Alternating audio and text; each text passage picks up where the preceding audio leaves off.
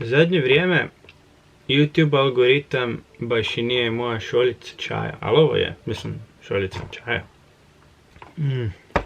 Dobar čaj. Ima onaj cinnamon kick unutra. Ali YouTube algoritam, shvatio sam jednu stvar. Moraš snimati određene stvari ili napraviti fakat dobar video koji će se onako probiti, ali određene stvari da bi te algoritam boostao. Biti aktivan na YouTube, to je broj 1. Ako nisi toliko aktivan, može se desiti da će te pogurat, ali stvarno mora biti fakat dobar video. Moraš snimati stvari koje će većina ljudi gledati. A pošto brim da svako ko gleda ovaj kanal već zna da nije baš neki sadržaj koji većina ljudi prati ovo što ja snimam. Ovo je više spoznaja samog sebe kanal, ne znam kako bi to nazvao. Nije ništa od onih trending hype stvari, zato je borba s algoritmom, borba sa vjetrenjačama. Don Quixote, brate. Ali baš sam pričao sa nekim od vas i rekli ste mi da bi bilo cool da više snimam tih stvari. Sam kreativan, talentiran i tak dalje. A ne razmišljam, pa svi su. Svako to ima u sebi. Mislim da je ljudska zajednica, taj society, taj community, brate, zapravo razlog zašto ljudi to potiskuju. I zato ja tu kreativnost neku ne percipiram kao nešto kao wow, ovo je posebno ili wow, ovo je drugačije, onak. Ne kužim to tako. Možda je do mog neurodivergentnog mozga, ali ko će ga znati. Ali da, baš sam onako razmišljao, rekao pa idem staviti video, šta me briga ono. Skužio sam dvije stvari. Ili ljudi razumiju content ili ga ne razumiju.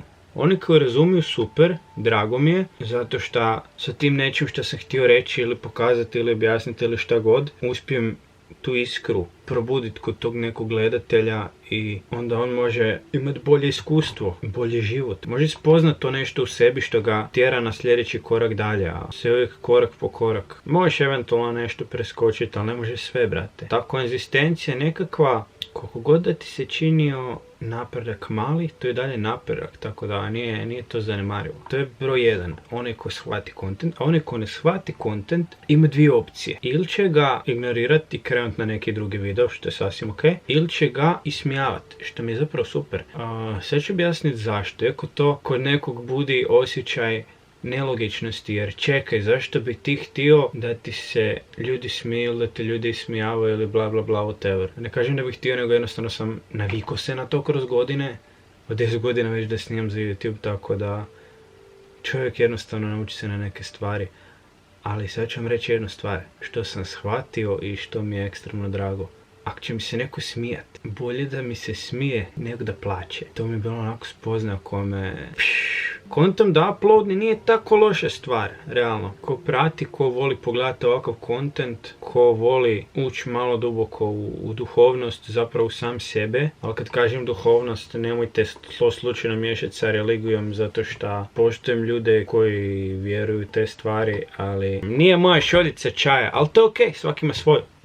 Ovo ima cimeta. Baš kroz te nekakve prakse, što disanja, što propitkivanja samog sebe, što nekih drugih stvari, čovjek može doći do nekakve spoznaje i do nekakve svoje istine, do nekakvog olakšanja, a to svim treba u životu, zato što od malih nogu smo naučeni, ti si ovo ime i prezime, ti si dječak ili ti si djevojčica. Kad ideš u školu ti si učenik, pa ono, ne znam, ti si prvi razred, ti si prvašić, on te si zovu prvašić, brate. To je ono, sve neke identifikacije koje ti se lijepe, pa onda kasnije faks, ti si ekonomista, ti si strojar, ti si ovo, ti si ono, pa kasnije posao. Radiš ovo, ti radiš ono, i to je sve labeli i te identifikacije koje zapravo hrane ego. Koliko god ljudi nisu svjesni da ne funkcioniramo iz postojanja svog bića, što je naše pravo stanje gdje prevladava mir i spokoj i ljubav, beskonačna i bezvremenski prostor i razumijevanje i empatija i sreća, unutarnja sreća zapravo. Nego funkcioniramo iz tog ego. Neko drugi ima, pa sad moram ja. Ili ja nemam, on ima. Ili ja imam, on nema. I to su te usporedbe ega. Usporedbe, podjele, ego nekako nema tendenciju opstajati u zajedništvu, nego sve se dijeli na ja i ti, ja i on, mi i vi, ovi i oni, moj susjed i njegov susjed, kužiš, bogati, siromašni, yin i yang, toplo i hladno, ali toplo i hladno su samo dio iste temperaturne skale, ali to je ista skala, temperaturna skela. Pa brate, da, pa i skela je temperaturna, zamisli ti to, zato što ako imaš veliku skelu, ko onako visoko i ne znam, radiš na neboderu, i ajmo reći donji kat je onako zaštićen od vjetra sa jedne strane i ti si dole na toj skeli, tebi je toplo i onda odeš gore i onda ti vjetar zapuše i onda ti full hladno i rijeđi zrak. Mind blown. Da, kako se od lapsusa stvori teorija, neka, samo moj mozak može, ne samo moj. Evo, viš, to je rečenica ega, to samo moj mozak može, nije istina, to svaki mozak može. Ali viš kako sam ih prepoznao, iz navike ega se desi to, taj labeling, taj attachment, ja, moj mozak, ja ovo, ja ono, kužiš, to je ego, čisti ego. Mislim, neki ljudi pišu lijevom rukom, neki ljudi pišu desnom. Sve stvar navike. Ko je od malena pisao lijevom, pisat će lijevom. Ko od malena piše desnom, piše desnom. Neki ljudi voze s muzikom, neki ljudi voze bez muzike.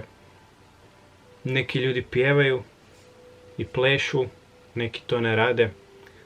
Sve stvar izbora na kraju dana i navike. I mi smo naviknuti kroz cijeli život, kroz baš te sistemčiće i te, što bi rekli Metallica Master of Puppets cijeli, ili ti lutke, kužiš, koji drže ovako sa koncima svoje male lutkice i pijunčiće, koji su zapravo u ego tripu i misle da vladaju ovim svijetom, to mi je zanimljivo, svijetom se ne može vladati. Svi ti ljudi su stavili te sistemčiće i te škole i to vrijeme i taj novac i sve to i od malena smo mi isprogramirani tako da funkcioniramo, ali postoji taj drugi način isto. To je ono naše pravo stanje. To svako dijete, malo koje još ne iskvareno, živi u tom stanju zapravo, ne živi u stanju ega, nego u polju kolektivne svijesti, ja bih rekao. U polju svega onog što zaista jest. To je teško sada opisati riječima, ali kroz iskustvo definitivno svako ima priliku da to upozna i jednostavno ljudi pate od depresije, to je kad ih jebe prošlost. Ili od anxiety kad ga jebe budućnost, A kad si u sadašnjem trenutku prisutan i bivaš, samo budeš ko što kaže na odeći pjesma, samo vode, shout out. Sam bivaš, tad si tu, tad nema misli. Ako koja dođe onak nebitna je, dođe prođe, ali ne čekaš joj da ode. Ej, to je zen, to je prosvjetljenje, to je nirvana, kako ko želi, ali ne bend, ali bend je dobar. Kako ko želi nazvat. Neki ljudi ne žele nazvat, zato što ne žele, jer je ego taj koji želi davati imena, ali opet teško o tome pričati sa drugim ljudima, a mislim kad spoznaš, onda sam treba uživati u tome i pusti druge da uživaju u tome, a svako nađe svoj put do tog stanja. Baš sam htio podijeliti jedno iskustvo koje mi se dogodilo kad sam bio na birou. Isplaćivali su mi određeni broj novaca svaki tjedan i zadnja isplata, što mi trebala biti prije nego sam se prebacio na neku drugu šemu jer sad studiram, poučim pa me plaćaju zato da se školujem. Jednostavno se desilo to da sam platili manje. Ja sam već izorganizirao sve i rekla mi ženska taman prije dva dana prije nego što su mi trebali sjest pare. I to na rođendan su mi trebali sjest, a nisu, i dana nakon mi je sjelo manje novaca, baš dosta manje novaca. I ona mi je rekla da, poslali smo to kao zadnja rata, poslali smo to, nakon sljedećeg tjedna vas plaća iz ovog drugog ureda, šta god. Rekao, dobro, hvala.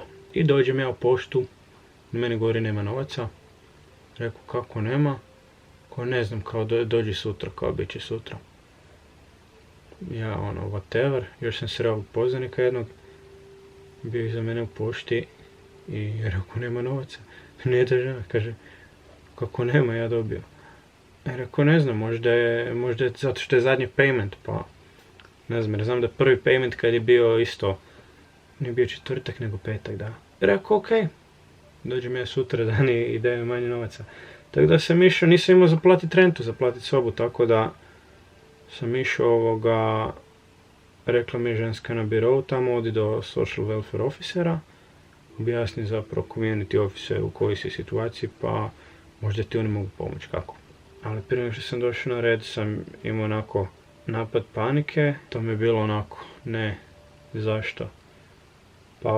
Pa zašto mi se ovo događa, pa onako overthinkanje, znaš, i te brije, ali to je bio toliki nalet emocija da mi jednostavno onako u trenutku sam slomilo i iskužio sam da sam prisutan tad u trenutku. Ja sam kroz sve one suze samo sam se onak nasmijao i pomislio hvala. Jako puno načina je da se čovjek vrati u sadašnji trenutak, znači baš tu da bude. Evo, mene je to triggeralo da je bilo to toliko boli i sekiracije za moje tijelo da je bilo previše za moje tijelo, čuj to, ego, brate. I jednostavno se dogodio taj klik. Ja sam shvatio, aha, pa okej, šta je najgore šta se može desiti? I da ne platim rentu, ili smak svijeta. Ma da me meteor spuca, da umrem sad na mjestu, ili smak svijeta. Pa nije, brate.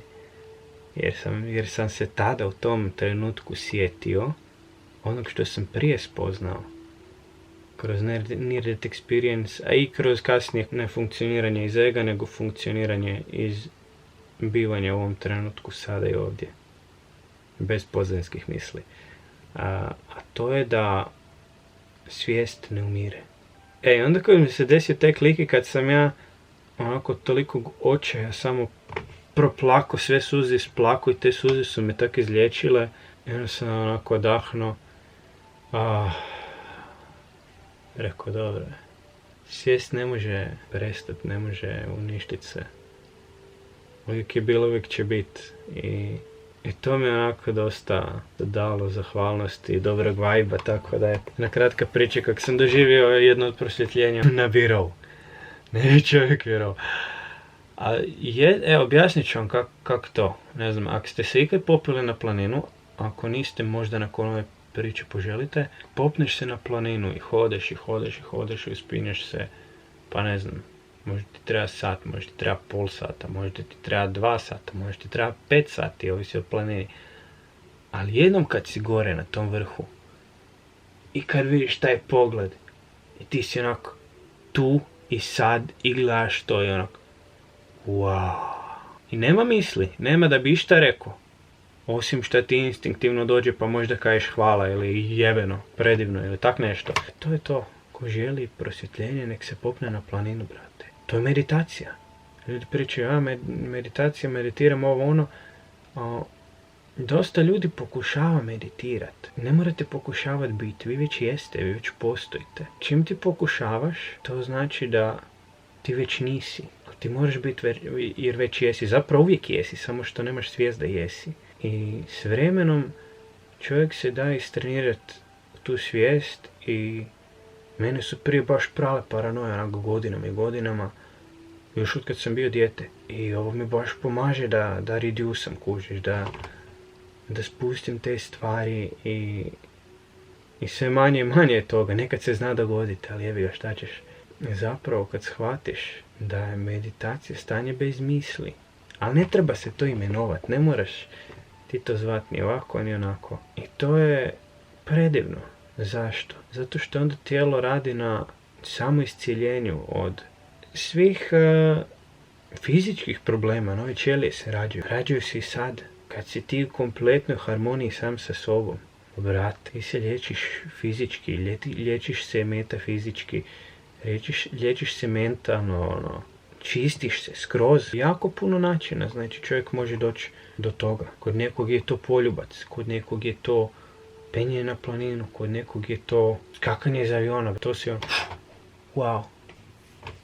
Kod nekog je to brza vožnja, što ne preporučam po cestama, ako ćeš voziti brzo, idi vozi rali, brate, ili odi na pistu, brate, na grobnik i vozi. Čisto safety first. Definitivno postoji bezbroj puta da čovjek dođe do samog sebe. I ja ne pričam sad to zbog mene. Ja znam kako izgubiti ja. Ispraksirao sam. Eto.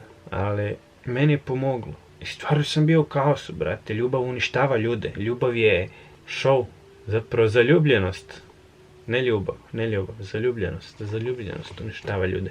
Kako i mentalno, tako i fizički. Čovjek postaje onako pozesti, jebote, opsjednut od tim stvarima i to ne valja. Ali kad ti dođeš i spoznaš sam sebe, i onda shvatiš da je sve nebitno. Ovo vrijeme, pa ko pravi satove? Jel satovi pravi ljude ili ljudi prave satove? Ako su ljudi napravili satove, onda su ljudi napravili vrijeme. A naša suština, zapravo ono što mi jesmo je bezvremensko biće. Ne može se to riječima opisati. Ne znam kako bi to opisao riječima. Zašto? Jer bilo što opisuješ, neko drugi pokušava razmišljati i zamisliti kao ali ne, ne treba. Baš ne treba, jer samo ulaženje u te misli, bilo kakve, sad neko će ih labela dobre, loše, a nisu ni dobre ni loše, jer sve se to samo misli. Ono što je dobro za mačku je jako loše za pticu. Mačka igre se, brate. Cap, dođe, izvekne pticu, brate, a to je jako loše za pticu. A ono što je dobro za pticu, to jest da leti, da je iznad zemlje, pa ne znam, 50-100 metara, ne znam koliko ptice lete pa lupam, to je jako loše za mačku. Zamisli da je mačka na 50 metara pa mora pada dole. Tako da dobro i loše je, rekao bi, bez dobrog nema lošeg i bez lošeg nema dobro. I zato je bitno da shvatimo. Ako smo nekad i napravili nešto, mislimo da je dobro, po nečega ili nešto je to možda bilo, ne možda, nego sigurno bilo loše. Iako mi možda nemamo svijest o tome, ili ne želimo imati svijest o tome, pa onda hranimo svoje jelo. Kao, ja sam dobro napravio. A kad napraviš nešto loše, kako se kaže u narodi, nije svako zlo za zlo, a nije svako dobro ni za dobro.